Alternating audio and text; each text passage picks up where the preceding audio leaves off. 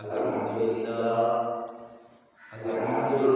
ذي المجد والعلا والهيبة والثناء والكبرياء والعلا خالق الأرض والسماء خالق الأرض والنبات يوم الحشر والجزاء ماحي الذنوب والخطا سر الله المكنون الله المخزون علم ما كان وما يكون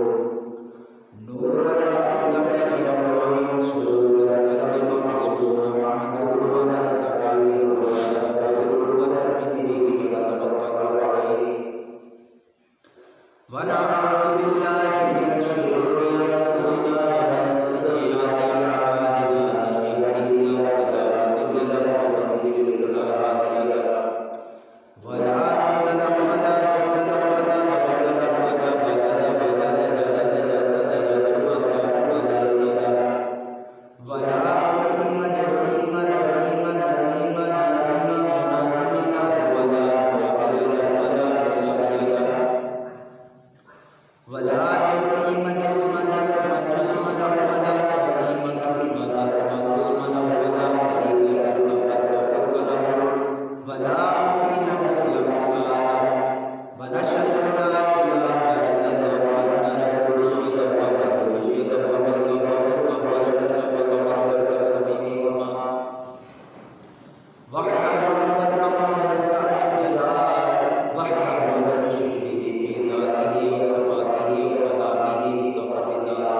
متفردا متفكرا متنسلا متنفرا وعليه لعنة والوبال ونشهد أن سيدنا وسيد ساداتنا وسيد رحمتنا وسيد لطافاتنا ونورنا ونور ديننا ونور دنيانا ونور آخرنا ونور سرورنا وجميلنا وأجملنا وكريمنا وأكرمنا وشفيقنا وأشفقنا ومغيثنا وغياثنا ومرضانا ومولانا محمد صل على محمد صل على محمد صل على محمد صل على محمد صل على فرقان رسول محمد صل على محمد صل على محمد صل على محمد وعلى آل محمد كما صليت على إبراهيم وعلى آل إبراهيم إنك حميد مجيد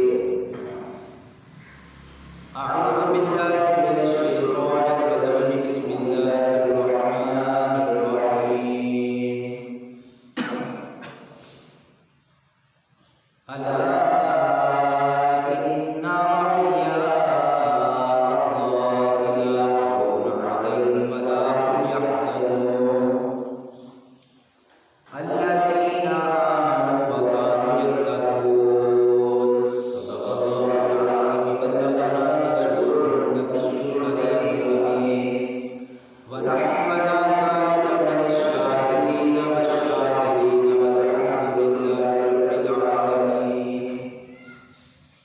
قال الله تبارك وتعالى في القرآن المجيد والفرقان الحميد في شان حبيبه مخبرا ونذيرا إن الله وملائكته يصلون على النبي يا أيها الذين آمنوا صلوا عليه وسلموا تسليما بڑی صلاة والسلام عليك يا رسول الله الصلاة والسلام عليك يا سيدي يا حبيب الله الصلاة والسلام عليك يا سيدي يا نبي الله وعلى آلك وأصحابك يا سيدي يا محمد رسول الله اللہ رب العزت کی حمد و ثنا پیارے محبوب کبریا صلی اللہ تعالی علیہ وسلم کی ذات ببرکت پر درود و سلام کا نذرانہ عقیدت پیش کرنے کے بعد اللہ رب القدس کی مقدس پاک بارگاہ میں دعا ہے کہ رب ذوالجلال میری زبان پر حق سچ کے کلمات جاری فرمائے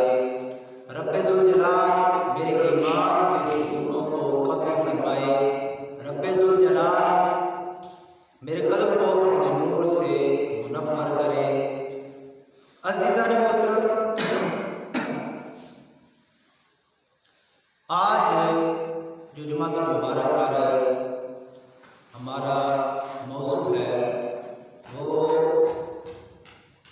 حضور غوث اعظم رضی اللہ تعالی عنہ کی شان اور آپ کی کرامات۔ آپ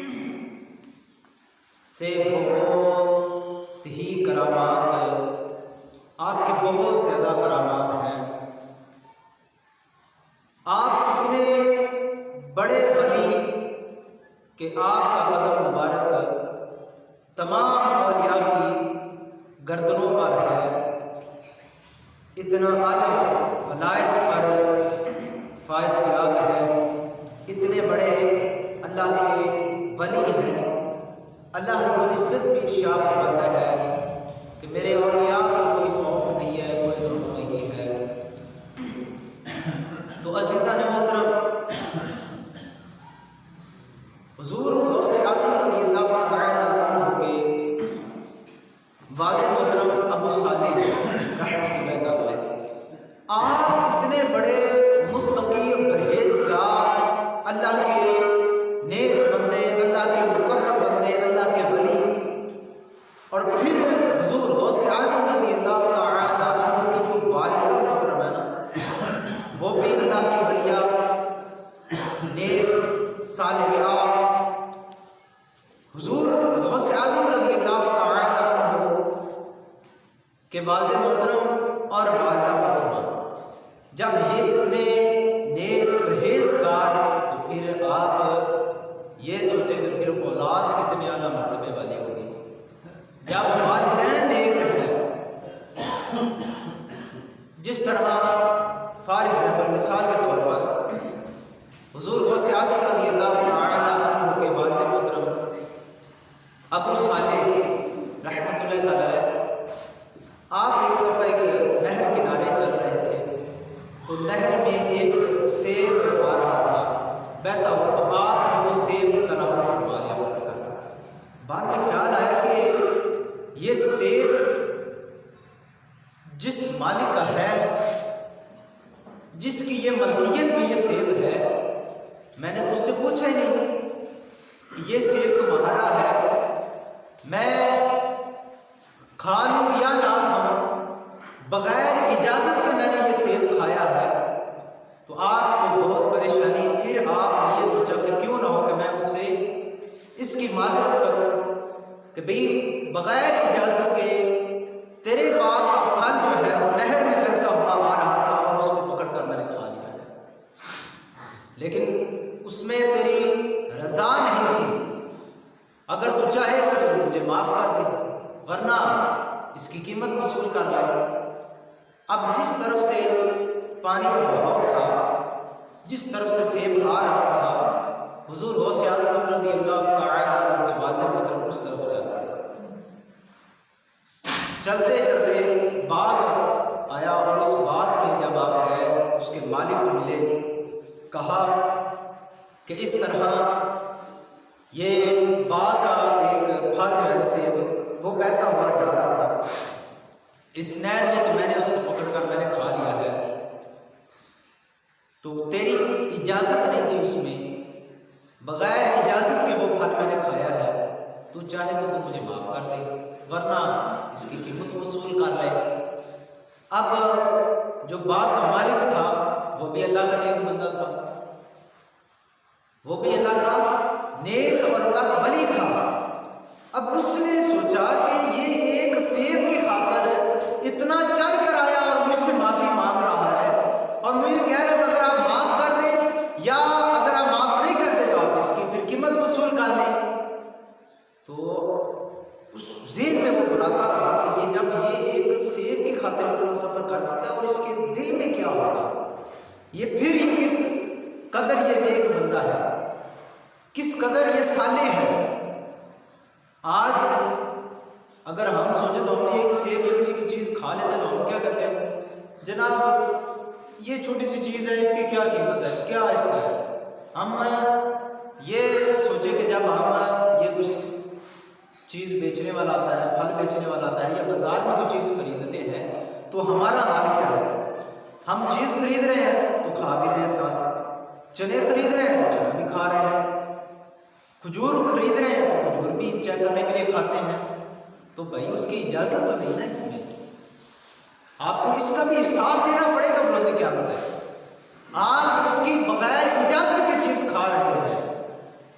اگر وہ اجازت دیتا ہے تو پھر تو آپ کو کھا سکتے ہیں، لیکن ہمارا حال یہ ہے کہ ہم خوشی کے ہمارے ہم کھا بھی رہتے ہیں، ادھر سے دبا بھی رہتے ہیں اپنا، ادھر سے ذرا سا کم ہو جائے بھی کہتے ہیں بھائی یہ کم کیوں ہے، اس کو ٹھیک کرو،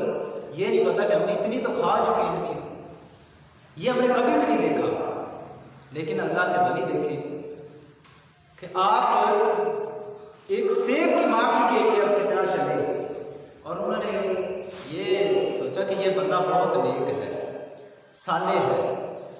تو انہوں نے اپنی ایک ڈیمانڈ رکھ دی، انہوں نے کہا کہ ایک شرط پر میں آپ کو معاف کروں گا۔ انہوں نے کہا وہ شرط کون سی ہے؟ حضور غوث اعظم رضی اللہ تعالیٰ عنہ کے والد محترم نے فرمایا کہ آپ کی شرط کون سی ہے؟ انہوں نے کہا کہ تمہیں میری بیٹی کے ساتھ شادی کرنی پڑے گی، میری بیٹی جو ہے نا اس کے ہاتھ نہیں ہے، پاؤں نہیں ہے، بول نہیں سکتی، آنکھوں سے دیکھ نہیں سکتی، مطلب یہ ایک سادہ طریقے سے میں آپ کو بتا رہا ہوں کہ اس کے ہاتھ نہیں ہے، پاؤں نہیں ہے، آنکھیں نہیں ہیں، زبان نہیں ہے، کان نہیں ہے۔ اب ابو صالح رحمۃ اللہ تعالیٰ آپ سوچنے لگا کہ یہ ایسی کون سی عورت آ گئی بھی جس کے ہاتھ بھی نہیں، پاؤں نہیں ہے، اور ہاتھوں سے پکڑ نہیں سکتی ہے، پاؤں سے چل نہیں سکتی ہے، زبان سے بول نہیں سکتی، کانوں سے سن نہیں سکتی، آنکھوں سے دیکھ نہیں سکتی، تو ایسی کون سی عورت ہے؟ پھر آپ نے سوچا کہ اگر میں یہ انکار کرتا ہوں تو فروز قیامت پھنستا ہوں، فروز قیامت مجھے اس کا حساب دینا پڑے گا، تو میں کیا کروں گا؟ یہ تو مجھے معاف نہیں کریں گے، اور معاف کرنے کی ڈیمانڈ بھی یہی ہے، تو آپ نے ہم بھر لی، آپ نے کہا ٹھیک ہے۔ جب شادی ہوئی تو جب آپ اپنے کمرے میں گئے تو دیکھا کہ عورت کے ہاتھ بھی ہیں، عورت کے پاؤں بھی ہیں، عورت دیکھتی بھی ہے، سنتی بھی ہے، کان بھی ہیں، اور سب اعضاء جو ہے وہ درست ہے۔ دوڑ کر واپس آئے اور اس لڑکی کے والد کو کہا کہ عجیب معاملہ ہے، اندر جو آپ نے بتایا تھا یہ تو اس کے برعکس ہوا ہے، آپ نے کہا کہ اس کے ہاتھ نہیں ہے، اس کے پاؤں نہیں ہے، اس کی آنکھیں نہیں ہے، اس کے کان نہیں ہے، وہ دیکھ نہیں سکتی ہے، وہ سن نہیں سکتی ہے، وہ چل نہیں سکتی ہے، وہ پکڑ نہیں سکتی ہے، لیکن اندر کیا ہو تو اس کے تو ہاتھ بھی ہے، اس کے پاؤں بھی ہے، آنکھیں بھی ہے، کان بھی ہے، وہ سن بھی سکتی ہے، وہ دیکھ بھی سکتی ہے، وہ پکڑ بھی سکتی ہے، وہ چل بھی سکتی ہے۔ تو عورت کے والد محترم نے کہا اے ابو صالح آپ پریشان نہ ہو، میری بیٹی جو ہے وہ صالحہ ہے، وہ نیک ہے، کبھی بھی اس نے اپنے ان آنکھوں سے غیر محرم کو نہیں دیکھا ہے، ارے کسی غیر بندے کو نہیں دیکھا ہے، کبھی بھی اس نے اپنی اس زبان سے کسی غیر محرم کے ساتھ بات نہیں کی ہے، کبھی بھی اس ہاتھوں کے ساتھ کسی غیر محرم کو چھوا نہیں ہے، کبھی اپنا بدن جو ہے وہ غیر محرم کو دکھایا نہیں ہے، ارے میری بیٹی جو ہے وہ باپردہ ہے، کبھی بھی اس نے اپنے پاؤں جو ہے وہ باہر نہیں رکھے ہیں، غیر محرم کے لیے باہر نہیں نکلی ہے، کبھی اپنا حسن و ظاہر نہیں کیا ہے، ارے اتنی پاکیزہ ہے میری بیٹی، سبحان اللہ۔ اس وجہ سے میں نے کہا کہ اس کے ہاتھ نہیں ہے، اس کے پاؤں نہیں ہے۔ تو جب دیکھیں کہ پھر اتنی صالحہ ماں ہو اور ایک سیب معاف کرانے کے لیے اتنا سفر کرے باپ ہو، تو بتائیں جب ماں باپ اتنے نیک ہیں تو اولاد کا پھر کیا مرتبہ ہوگا؟ اولاد پھر غوث اعظم پیدا ہوتی ہے، اولاد جو ہے وہ عبد القادر جیلانی پیدا ہوتی ہے، تو اولاد پھر اتنے مرتبے مقام والی پیدا ہوتی ہے۔ آپ کی والدہ محترمہ فرماتی ہیں کہ میرا بیٹا جب پیدا ہوا نا غوث اعظم، تو جب رمضان مبارک کا مہینہ آتا تو موسم جو ہے غبار ہوتا، چاند نظر نہیں آتا تھا، تو عورتیں جو ہے وہ میرے پاس آ کر پوچھتی تھیں کہ رمضان کا چاند نظر آ گیا ہے یا نہیں آیا، اور رمضان کے دن میرا بیٹا جو ہے غوث اعظم یہ دودھ نہیں پیتا تھا سارا دن، یہ دودھ نہیں پیتا تھا، اور ہمیں یہاں سے پتہ چل جاتا تھا کہ رمضان مبارک کا چاند نظر آ گیا۔ تو یہ حضور غوث اعظم رضی اللہ تعالیٰ کے بچپن میں ہی اتنی کرامات کا ظہور ہوا ہے، اور آپ نے اتنے سپارے بھی سنائے، اور آپ جب جوان ہوئے نا تو ابو المظفر ہے یہ فرماتے ہیں کہ میں ملک شام کی طرف تجارت کے لیے جانا تھا اور 700 دینار کی میں نے تجارت کرنی تھی۔ میں ابو حماد کے پاس گیا، میں نے ان کو کہا، عرض کی کہ اے میرے سردار، میں نے شام کی طرف جانا ہے تجارت کے لیے، 700 دینار کی میں نے تجارت کرنی ہے، تو کیا حکم ہے آپ کا؟ تو ابو حماد نے فرمایا کہ اس سال تم تجارت کے لیے نہ جاؤ، اگر تم جاؤ گے تو تم قتل ہو جاؤ گے اور مال جو ہے تمہارا یہ ڈاکو جو ہے وہ لوٹ لیں گے، تو اس سال تم تجارت نہیں کر سکتے۔ اب وہ حیران ہے، پریشان ہے، میں نے 700 دینار کی میں نے تجارت کرنی ہے اور مجھے بزرگوں نے یہ فرما دیا ہے کہ یہ میرے لیے اچھا نہیں ہے، تو آپ غمزدہ ہے، پریشان ہے، پریشانی کی حالت میں آپ ادھر سے چل پڑتے ہیں، تو رستے میں حضور غوث اعظم رضی اللہ تعالیٰ عنہ مل جاتے ہیں۔ ابھی میرے حضور غوث اعظم رضی اللہ تعالیٰ عنہ آپ جوان ہیں، تو جب ملتے ہیں تو یہ بندہ جو ہے یہ اپنا قصہ سناتا ہے کہ میں اس طرح غم زدہ ہوں، میں پریشان ہوں کہ میں ابو حماد کے پاس، شیخ حماد کے پاس گیا ہوں اور انہوں نے مجھے یہ حکم دیا ہے کہ تم اس سال تجارت نہیں کر سکتے، اگر تم تجارت کرو گے تو تمہیں نقصان ہوگا اور تم خود بھی قتل ہو جاؤ گے، میں پریشان ہوں۔ تو شیخ عبد القادر جیلانی رحمۃ اللہ تعالیٰ آپ نے فرمایا کہ تم صبح نا تجارت کے لیے چلے جانا ملک شام، تمہیں کچھ بھی نہیں ہوگا، اس کا ضمانت جو ہے وہ تجھے میں دیتا ہوں، تم چلے جانا۔ اب یہ بندہ کہتا ہے کہ میں ملک شام تجارت کے لیے چلا گیا تو میں نے 1000 دینار کی وہ تجارت اپنی تقسیم وہ کر لیا، اب 1000 میرے پاس تھا تو میں ایک حوض پر گیا اور اس حوض کے پاس میں نے اپنے وہ پیسے رکھ دیے، تو میں کام کر کے میں ادھر بھول گیا، جب بھول کر میں اپنے ڈیرے پر آیا تو وہاں پر میں سو گیا، میری آنکھ لگ گئی، تو آنکھ لگی تو کیا دیکھتا ہوں کہ ہمارا ایک قافلہ چل رہا ہے اور عرب کے لوگ جو ہیں وہ ہمیں لوٹنے کے لیے آئے ہیں اور انہوں نے ہمارے قافلے کو پکڑ لیا ہے اور ہمیں لوٹا ہے، لوٹ کر انہوں نے سبھی کو قتل کر دیا ہے، اب میری باری آ گئی تو مجھے بھی کسی نے قتل کر دیا تھا۔ اب یہ بندہ جب خواب میں دیکھ رہا تھا تو ایک دم ڈرا ہوا اٹھا، جس نے اپنی گردن پر ہاتھ لگایا تو اس کی تکلیف تھی اور خون بھی تھا، اب دوڑ کر گیا کہ وہ اپنے جو پیسے ہیں اس پیسوں کو اٹھایا، اس کو یاد آیا کہ میرے تو پیسے وہاں پر پڑے ہیں، اب اس بندہ وہاں پر گیا اس حوض کے پاس، اس نے وہاں سے اپنے پیسے اٹھائے، اب یہ بغداد کی طرف اس نے سفر کر دیا، جب شہر میں گیا تو یہ سوچنے لگ گیا کہ اب میں پہلے کس کو ملوں، شیخ حماد جو ہے وہ بھی بزرگ ہے،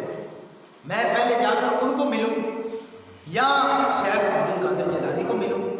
کہ وہ بھی جوان ہے، وہ بھی اللہ کے ولی ہیں، انہوں نے مجھے یہ حکم دیا ہے، انہوں نے مجھے یہ حکم دیا ہے، اب میں جاؤں کس کے پاس؟ تو اسی بازار میں شیخ حماد اس کو مل گئے، انہوں نے کہا کہ تم نہ پہلے شیخ عبد القادر جیلانی کے پاس جاؤ، جنہوں نے تجھے بھیجا ہے، جنہوں نے تجھے بچایا ہے، جو تیری خاطر اتنی دعائیں کی ہیں، ارے تیری خاطر انہوں نے 7 مرتبہ رب ذوالجلال کی بارگاہ میں دعا کی ہے کہ یا اللہ اس کو میں نے ضمانت دی ہے، اس کو بچا لے، تو رب ذوالجلال نے جو تو قتل ہونا تھا وہ تجھے خواب میں تبدیل کر کے تجھے خواب میں قتل کرا دیا تھا، اور جو تیرا مال لوٹ جانا تھا وہ تیرا نسیان میں تبدیل کر دے گا، تو بھول گیا تھا اپنے وہ پیسے وہاں پر۔ تو اب یہ بندہ جب حضور غوث اعظم رضی اللہ تعالیٰ عنہ کی بارگاہ میں گیا تو شیخ عبد القادر جیلانی رحمۃ اللہ تعالیٰ آپ نے فرمایا کہ تو شیخ حماد کو ملا ہے اور شیخ حماد نے تجھے سارا قصہ تو بتا دیا ہے، لیکن 7 کی بجائے میں 70 مرتبہ میں نے تیرے لیے دعا کی ہے، یا اللہ اس بندے کو بچا لے، یا اللہ اس بندے کو نقصان نہ ہو، کیونکہ ضمانت تیرے شیخ عبد القادر جیلانی نے دی ہے۔ تو یہ میرے حضور غوث اعظم رضی اللہ تعالیٰ عنہ تھے، اتنے باکرامت، اتنے عظیم ولی اور اللہ کے محبوب اور مکرم بندے تھے۔ ایک شخص ابو الحسن یہ فرماتے ہیں کہ میں حضور غوث اعظم رضی اللہ تعالیٰ عنہ کی بارگاہ میں پڑھنے کے لیے حاضر ہوا۔ حضور غوث اعظم رضی اللہ تعالیٰ عنہ جب اٹھتے تو میں ان کو وضو وغیرہ کرواتا، کوئی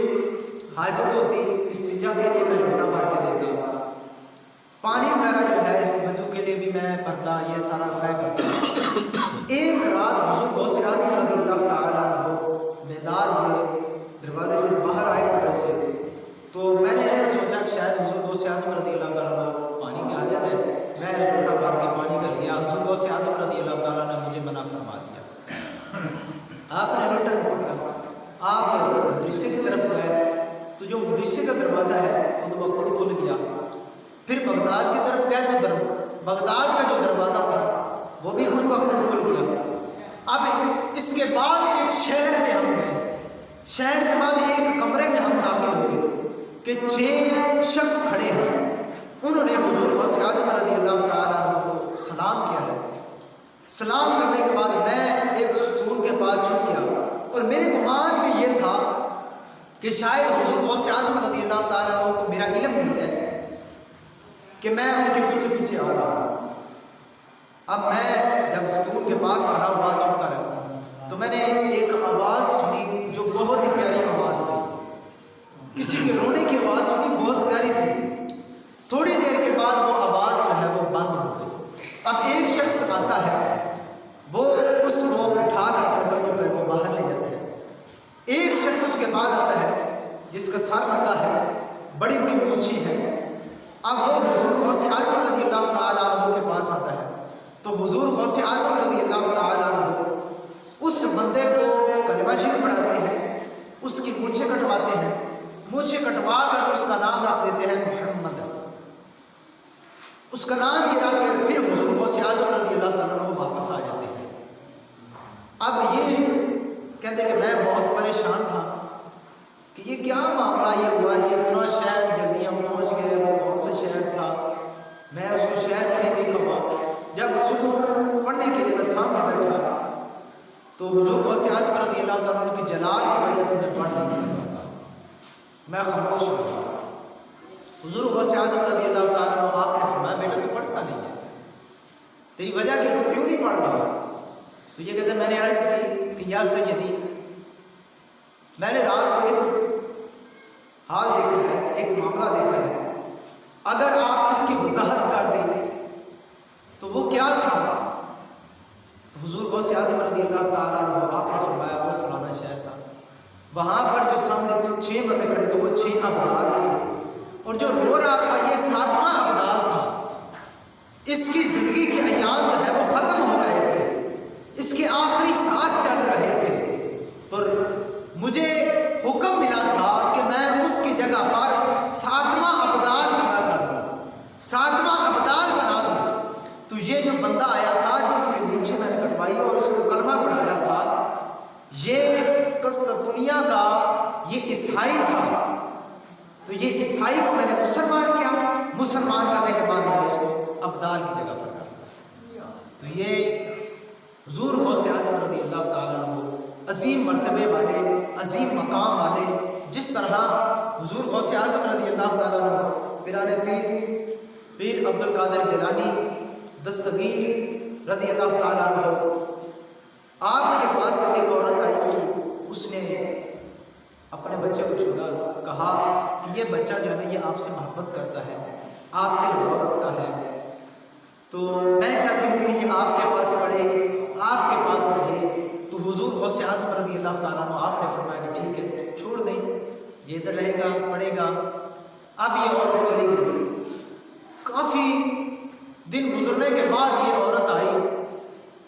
تو یہ عورت جب آئی تو اس نے اپنے بیٹے کو دیکھا کہ بیٹا علوم دینیا اور علوم باطنی و ظاہری حاصل کرنے کی جستجو میں یہ بچہ جو ہے یہ ایک جو کا ٹکڑا کھا رہا ہے، کمزور ہو گیا ہے، رنگ زرد ہو گیا ہے، ماں نے کہ عجیب معاملہ